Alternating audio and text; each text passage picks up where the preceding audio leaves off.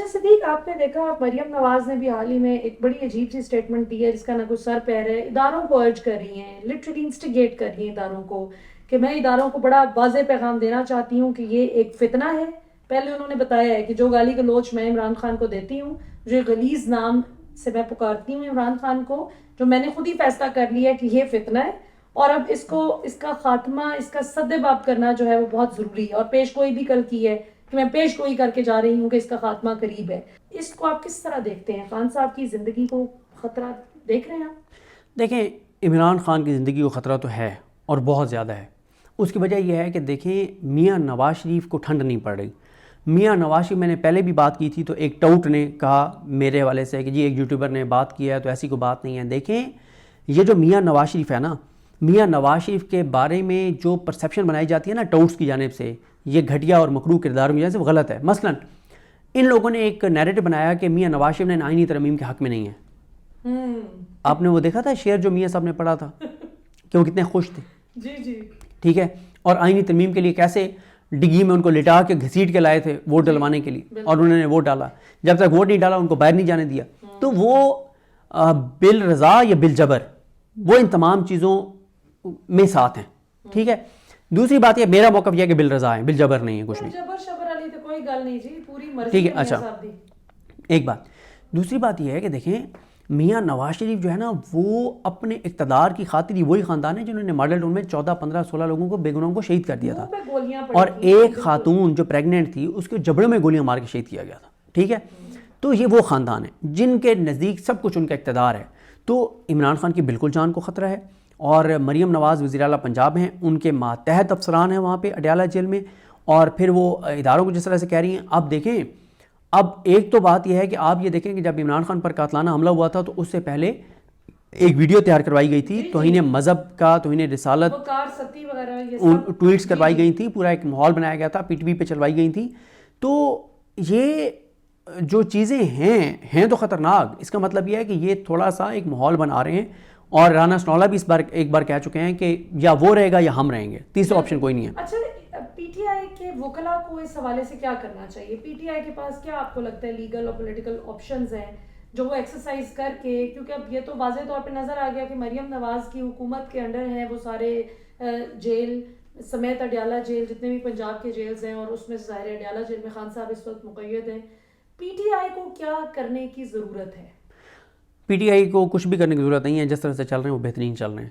مطلب ظاہر ہے، اس لیے میں بات کر رہا ہوں کہ آپ کو پتہ ہے کہ پی ٹی آئی کے سوشل میڈیا پہ 20-25 اکاؤنٹس آج کل بہت ایکٹیو ہیں.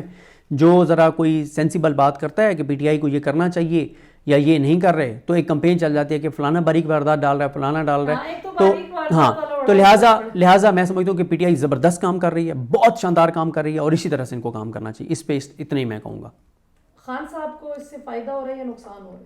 خان صاحب کو بہت فائدہ ہو رہا ہے. پارٹی بہت زبردست چل رہی ہے، بہت اچھا کام کر رہے ہیں. دیکھیں نا، وائٹ پیپر قاضی فائزہ کی ناانصافیوں پہ جاری نہیں کیا. 9 مئی کے 2 مہینے 8 دن تک جج نہیں تھا، آج تک کسی نے اس پہ بات نہیں کی. 9 مئی میں اعجاز چودھری، یاسمین راشد، عمر سرفراز چیمہ کی کب سے بیلیں پینڈنگ ہیں کبھی نہیں بتایا. اے ٹی سی کا قانون کیا کہتا ہے اور اس قانون کی خلاف ورزی ہو گئی ہے، انہوں نے کبھی نہیں بتایا. انہوں نے کبھی سپریم کورٹ میں اس پہ پیٹیشن نہیں کی کہ کس طرح سے اے ٹی سی کے ججز کو نہیں لگایا گیا، جو لگایا گیا انہوں نے کس طرح سے غیر آئینی غیر قانونی فیصلے کیے، کبھی نہیں انہوں نے وہ کیا. یہ جو کچھ ان کے آئینی ترمیم کے پورے پروسیس میں ان کے کس ایم این اے کے گھر پہ کیا کچھ ہوا، چار دیواری کا کیسے تقدس پامال ہوا، یہ سپریم کورٹ نہیں گئے. انہوں نے کوئی وائٹ پیپر جاری نہیں کیا، کوئی انگلش میں انہوں نے پریس کانفرنس نہیں کی، کوئی انٹرنیشنل میڈیا کو انہوں نے بتایا نہیں ہے. تو یہ بڑی اچھی چیزیں ہیں جو پی ٹی آئی نے کی ہیں. میں سمجھتا ہوں یہ بہت زبردست انہوں نے کام کیا، اور اسی طرح سے ان کو کام کرنا چاہیے. ابھی جو خان صاحب کی ملاقاتیں بھی ہوئی ہیں اور ایک عجیب ہی کھچڑی چل پڑی ہے، کچھ سمجھ نہیں آ رہا کہ کون فیور میں ہے کون اگینسٹ ہے. اس معاملے میں آپ کیا دیکھ رہے ہیں؟ خان صاحب کو صحیح انفارمیشن پہنچ رہی ہے؟ دیکھیں بات یہ ہے کہ انفارمیشن تو ان کو اخبار بند کر دیا گیا، ٹی وی بند کر دیا گیا، ٹی وی تو وہ کہ پی ٹی وی تھا، بجلی کاٹ دی گئی. ٹھیک ہے، ان کا اخبار اس لیے بند کیا گیا کہ آپ کو پتہ ہے کہ ڈان میں ہر چیز رپورٹ ہو رہی ہوتی ہے جو خان صاحب تک جا رہا ہوتا ہے کہ انٹرنلی کیا چل رہا ہے، ناکامیاں کیا ہیں، ساری چیزیں. تو وہ اس لیے ان کا اخبار بند کیا گیا. اور کچھ پی ٹی آئی میں بہت لوگوں کو اس کا فائدہ ہوا ہے کہ عمران خان سے رابطہ منقطع ہو گیا تھا اور کوئی انفارمیشن نہیں پہنچ سکی. اب خان صاحب جو ہے نا ان کے لیے بھی ایک بڑی مشکل صورتحال ہے. یعنی عمران خان کیا کرے؟ کیا اندر سے بیٹھ کے ایک ایسے وقت کے اوپر جب لڑائی بڑی لڑنی ہے، کیا عمران خان اندر سے بیٹھ کے پارٹی کے 8-10 لوگوں کو فارغ کر دے؟ نہیں کر سکتا نا. اور پھر عمران خان کو بھی شاید یہ سمجھ آ گئی ہے کہ چیزیں بہت ہی زیادہ باہر خراب ہیں, یعنی جس پہ اعتماد کر کے عمران خان اس کو ذمہ داری دیتا ہے وہی دغا کر جاتا ہے. تو عمران خان صاحب ایک بڑی مشکل میں پھنس گئے اور ان کے لیے آسان نہیں ہے اندر سے بیٹھ کے بڑے پارٹی کے حوالے سے فیصلے کرنا. تو بس وہ عمران خان صاحب دعا ہی کر سکتے ہیں اور دعا کر رہے ہوں گے. صحیح. آخر میں میاں صاحب امریکہ کس مشن کے تحت گئے ہیں؟ کہنے کو تو میڈیکل ریزنز بتائی جا رہی ہیں, لیکن اس سے پہلے تو صرف برطانیہ وہ جایا کرتے تھے میڈیکل ریزنز کے لیے. یہ امریکہ جانے کا ان کو اور شہباز شریف صاحب کو سعودیہ, وہ بھی انویسٹمنٹ کے حوالے سے کانفرنس ہے, اس میں پاکستان کا کتنا ماحول سازگار ہے کہ ہم یہاں پہ انویسٹرز کو بلا سکیں جو موجودہ انویسٹرز ہیں؟ کیا وہ بیچارے بریدنگ سپیس لے پا رہے ہیں؟ دونوں بھائیوں کا سعودیہ اور امریکہ کا وزٹ آپ کس طرح دیکھتے ہیں؟ دیکھیں میاں صاحب ہو سکتا ہے آپ سب کو غلط ثابت کر دیں, ہو سکتا ہے میاں صاحب ابھی یو ایس میں عمران خان نے کیا تھا نا وہاں پہ ایک گیدرنگ کی تھی, اس سے بڑی میاں صاحب آپ کو کر کے دکھا دیں گے. آپ تھوڑا صبر تو کریں. میاں صاحب اس سے زیادہ لوگ جمع کر کے آپ کو بتا دیں گے کہ میں پاپولر ہوں امریکہ میں. یہ جو باتیں ہوتی ہیں کہ اوورسیز پاکستانیوں میں عمران خان پاپولر ہے, میاں صاحب آپ کو دکھا دیں گے ابھی. تو آپ ابھی صبر کریں. میاں صاحب بہت بڑی وہاں پہ گیدرنگ کر رہے ہیں اور اوورسیز پاکستانیوں کو میاں صاحب دیکھیں میاں صاحب اس وقت ہیں 13ویں کھلاڑی. ہم بھی سے شریک ہوں گے. میاں صاحب ہیں 13ویں کھلاڑی سیاست کے. میاں صاحب کو اس وقت اسلام آباد لایا جاتا ہے گاڑی میں ڈال کے زبردستی جب میاں صاحب سے ووٹ ڈلوانا ہوتا ہے, ٹھیک ہے. جیسے وہ گھر میں کوئی بزرگ ہو نا جو صرف برکت کے لیے گھر میں موجود ہو, ٹھیک ہے, اور اس کی زندگی میں صرف تب اس کو جو ہے اس کی ضرورت پڑے جب کسی دکان, کسی پلاٹ, کسی گھر کی آگے اس میں ٹرانسفر میں اس کا انگوٹھا لگوانا ہو کہ بھائی یہ بھی آپ کر دیں, یہ بھی کر, مطلب سال میں 2-3-4 بار اس کی ضرورت پڑے تو باقی اور وہ کسی کام کا نہ ہو. تو میاں صاحب کی وہی ہے, وہ سیاست کے 13ویں کھلاڑی ہیں. ان کا سوائے اس کے کہ جب ووٹ کی ضرورت پڑے گی تو وہ آ کے ایک ووٹ کے طور پہ وہ ڈالیں گے, باقی وہ جا کے چھلیاں کھائیں, وہ تندور شندور پھریں, ٹھیک ہے.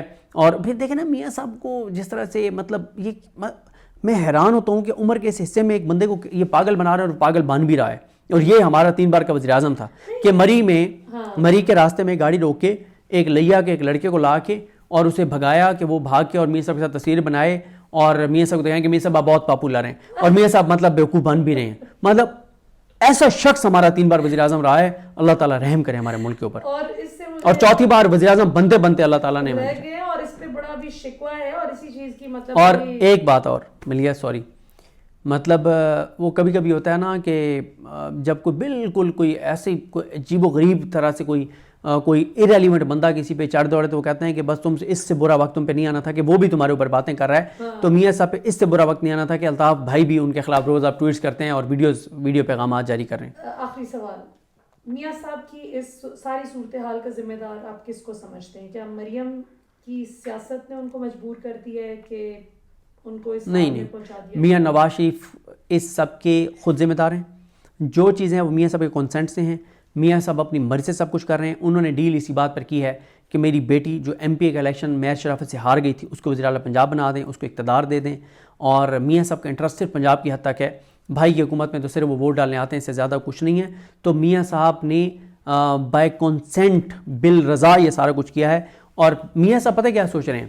میاں صاحب کہتے ہیں کہ کیونکہ عمران خان نے میرے ساتھ برا کیا تو اب مجھے جس ننگی اور گندی حد تک جانا پڑا میں عمران خان سے بدلہ لوں گا, اور اس کے لیے وہ کہتے ہیں کہ جسٹیفائڈ ہے سارا. ہاں, چیف جسٹس یحییٰ آفریدی الیکشن دھاندلی کا معاملہ کھولتے نظر آ رہے ہیں آپ کو؟ دیکھیں وہ اب تک جو انہوں نے چیزیں کی ہیں وہ ان ایکسپیکٹڈ ہیں. میں نہیں خیال کر رہا تھا کتنے جلدی وہ چیزیں کریں گے. آگے کیا کریں گے کچھ کہنا قبل از وقت ہے. میرا خیال ہے دیکھیں نہیں, میں اتفاق نہیں کرتا ان چیزوں سے.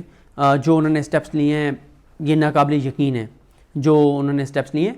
اور باقی آگے دیکھیں نا کہ وہ میرا خیال ہے کہ اب تھوڑا سا چیزوں کو وہ نا اصل میں کرنا کیا چاہ رہے ہیں. وہ اپنا ہاؤس ان آرڈر کرنا چاہ رہے ہیں, اپنے ججز کو متحد کرنا چاہ رہے ہیں, اپنی عدلیہ کا وقار بحال کرنا چاہ رہے ہیں, لارڈ جوڈیشری کو چیزیں دیکھنا چاہ رہے ہیں, ہائی کورٹس میں چیزوں کو بہتر کرنا چاہ رہے ہیں. وہ یہ چاہ رہے ہیں ملیحہ کہ وہ اپنا ہاؤس ان آرڈر کر کے پہلے جو عوام کی ان سے توقعات ہیں ان پہ پورے اتریں, انصاف کے معاملے میں, کیسز کے معاملے میں, ٹھیک ہے, زیر التوا. پھر وہ ایسا ان چیزوں پر آئیں گے.